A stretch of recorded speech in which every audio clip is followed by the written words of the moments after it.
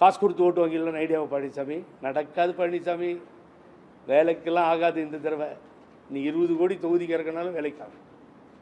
ரொம்ப கிளியராக முடிஞ்சு போச்சு, ஃபினிஷ். ஏடிஎம்கேனுடைய சரித்திரத்தை நீ முடிக்கிறியான்ற நேரம் வந்துடுச்சு. முடிக்காமல் நிறுத்துறது தான் என்னுடைய வேலையாக நான் எடுத்துக்கிட்டு எல்லோரையும் இணைச்சிக்கிட்டு இருக்கேன். கொஞ்சம் கொஞ்சம் வாரெலாம் இருக்குது, வார் நல்லா இருக்கும் அரசியல் பொலிட்டிக்கல். எனக்கு கொஞ்சம் வார் இருக்குது, உனக்கு எனக்கும் ஸ்டார்ட் பண்ணுவேன். தமாஷா இருக்கும் பாரு. எல்லோரும் எவிடன்ஸோட வண்டி, பிரச்சார வண்டி, நீங்கள் பேசுறது, புத்திசாலிகள் பேசுறதுலாம் ஊராக கிராமமாக போய் போட்டு காமிப்போம். ஆகவே கவலைப்பட மாட்டோம். இதுதான் நடந்துச்சு. அதான் நான் அன்றைக்கி உங்கள்கிட்ட சொல்லிட்டேன். ஆமாம் ஆமாம்.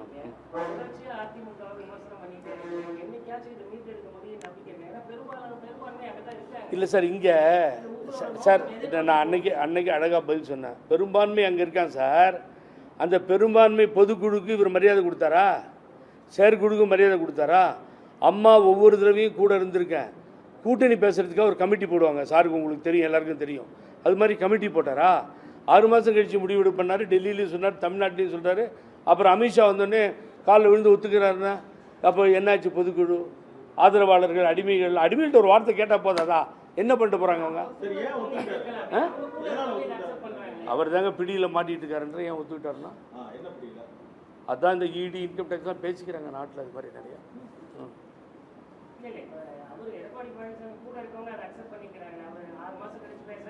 Sir sir sir sir sir Jayakumar 15 நாள் காணாமல் போயிருந்தார், என்னுடைய நண்பர். இல்லை கேளுங்க, 15 நாளாக காணாமல் போனாரா? இன்றைக்கி நம்ம உங்கள் நிருபர்கள் கேட்குறாங்க, ஏங்க அந்த கூட்டணி பற்றி என்ன சொல்கிறீங்கன்னு. உடனே அவர் என்ன பண்ணுறாரு தெரியுமா? காவேரிக்கு போகிறார். அங்கேருந்து உடனே எங்கே வர்றார்? முல்லை பெரியாருக்கு வர்றார்.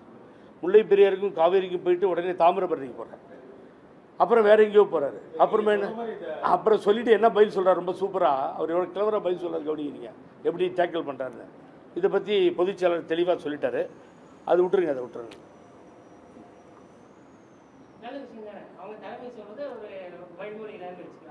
அந்த தலைமை எதுக்கு சார் இல்லைன்னு சொன்னிச்சு?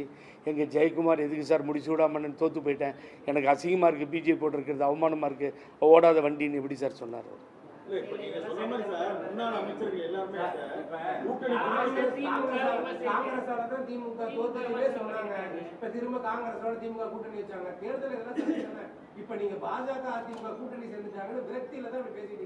எனக்கு என்ன விரக்தி? இல்லை எனக்கு என்ன இல்லை இப்போ நேத்திலேருந்து இன்னைக்கு வரைக்கும் ஒரு 1000 பேர் என்னை பார்த்துட்டாங்க ரோட்டில். இல்லை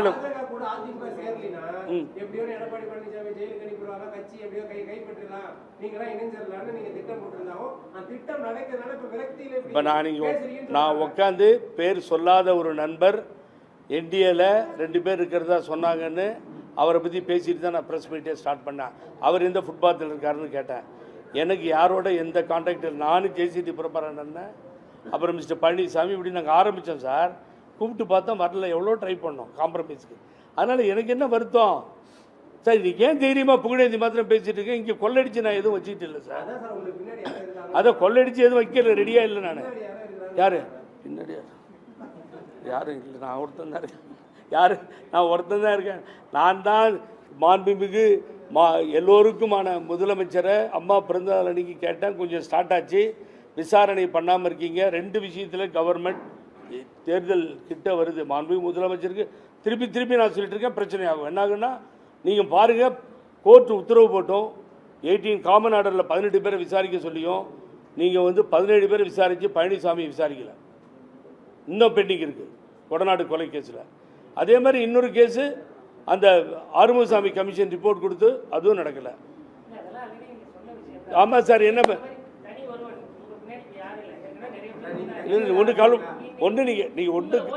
இல்லை ஒரு நிமிஷம் சார்.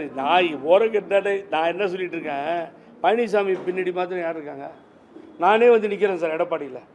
நான் வரேன், வெளியிலேருந்தே உள்ளே வரேன். இதுக்கு மாமனார் வீடு ஊர் இங்கே சேலம். எனக்கு சேலம் புதுசு இல்லை. நானே நிற்கிறேன், வர சொல்லுங்கள். நீங்கள் கூட்டணியா நானா எப்படி வரன்றதையும் நான் காமிக்கிறேன். கொஞ்சம் வெயிட் பண்ணுங்கள், ஏன்னா உங்களுக்கு பதில் சொல்லி ஆகணும். மேக்ஸிமம் ஒரு 15 days 20 days ஆகும், அவ்வளோதான். Then I will give the clear picture.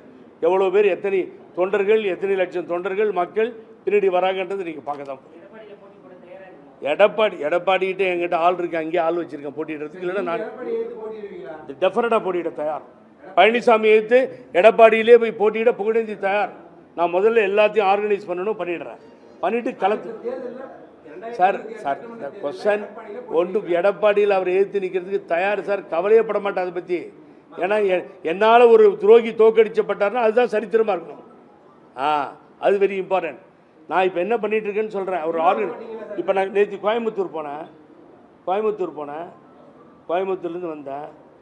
பல பேரை பார்த்தேன். யாரும் இந்த கூட்டணி ஒத்துக்கலை சார் மக்கள். ஆகவே அந்த ஆளை தோற்கடிக்கணுங்கிறதுல மக்களே தோற்கடிப்பார்கள். அது ஒன்றும் பிரமாதமாக ஒன்றும் வேண்டாம்.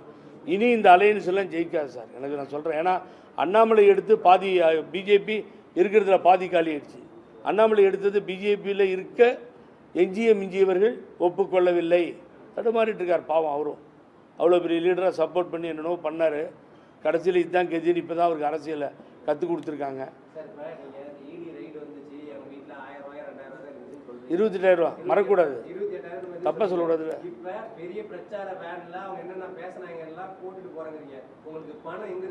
வரும் எதாவது வித்துற வேண்டியதான். சொத்து 2-3 சொத்து இருக்குது. எங்கள் அப்பா கொடுத்தாரு. கள்ளக்குறிச்சியில் ஒரு வீடு இருக்குது.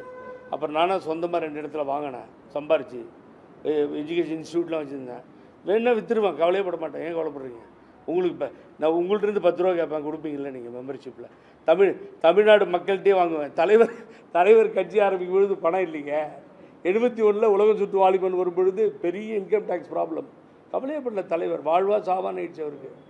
அப்போ அதெல்லாம் யோசனை பண்ணாதீங்க. மக்கள் முடிவு பண்ணால் முடிவு பண்ணது தான். இப்போ விஜய் உள்ளே வந்துட்டார். லட்சம் தொண்டர்கள் இருக்கேன் அப்படின்னு அவர் இறங்குறார் களத்தில். எவ்வளோ பிரச்சனைகள் இருக்கு. மக்கள், தமிழ்நாடு மக்கள் ஒன்று ஞாபகம் வச்சுக்கோங்க. ரொம்ப பாராட்டக்கூடிய வாக்காளர்கள், போற்றுதலுக்குரிய வாக்காளர்கள். பார்லிமெண்ட்லாம் பாருங்கள், ஒரே மாதிரி டிசிஷனை தராங்க, மாற்றி தரமாட்டாங்க. That is shrewd. அவங்களுக்கு தெரியும் காசை கொள்ளடித்த காசை கொடுக்குறான், வாங்கி வச்சுட்டு ஓட்டு போடக்கூடாதுன்னு தெரியும். போவோம், தெருவாக போவோம். நீங்கள் உங்களுடைய ஆதரவில் புகழேந்தி தமிழ்நாடு பூரா தெரிஞ்சிட்டேன். ரோட்டில் போனால் எல்லோரும் புகழேந்தின்றாங்க. நான் சொல்கிறது ஏற்றுக்கிறாங்க. என்ன நடக்குதுன்னு பார்ப்போம்.